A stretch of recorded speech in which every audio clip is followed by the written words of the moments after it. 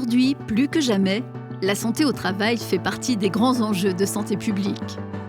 Elle s'inscrit pleinement au sein des questions de responsabilité sociale et environnementale des entreprises. Alors que près de 15 millions de travailleurs au sein de l'Union européenne passent au moins 75% de leur vie professionnelle à l'extérieur, nous allons tenter de vous aider à mieux appréhender le risque solaire.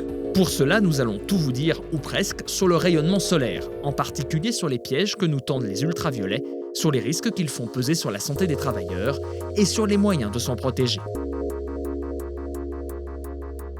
Le soleil émet des rayons très puissants qui sont heureusement filtrés par l'atmosphère. Ce sont principalement les infrarouges, qui sont invisibles et nous chauffent, la lumière visible, qui permet de voir les formes et les couleurs. Et enfin, ceux qui nous intéressent aujourd'hui, les ultraviolets, qu'on appelle aussi les UV, qui sont invisibles, ne chauffent pas, mais qui par contre peuvent provoquer des dommages sur les cellules. L'intensité des UV dépend avant tout de la hauteur du soleil dans le ciel. Les risques sont surtout présents lorsque le soleil est haut dans le ciel. Le trajet des rayons dans l'atmosphère est court et les UV sont donc peu filtrés. L'index UV est alors élevé, voire très fort ou extrême.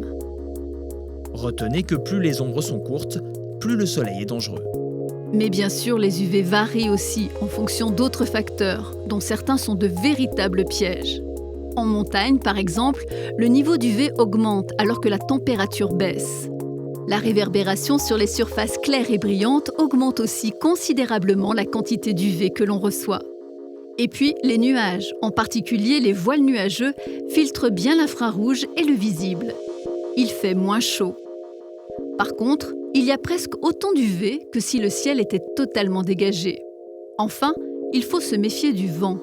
Il baisse la température que l'on ressent sans affecter le niveau d'UV. Les rayons du soleil ont des effets positifs sur notre santé. Mais au travail, ce sont clairement les risques qui priment. Sur la peau, peuvent survenir des coups de soleil qui peuvent être graves et très douloureux. Des cancers de la peau, dont certains sont mortels. Des allergies et un vieillissement accéléré. Les UV provoquent aussi des dommages sur les yeux. Comme la peau, ils peuvent brûler. C'est ce qu'on appelle l'ophtalmie. À plus long terme, les principaux risques sont la cataracte et la dégénérescence maculaire liée à l'âge, la DMLA.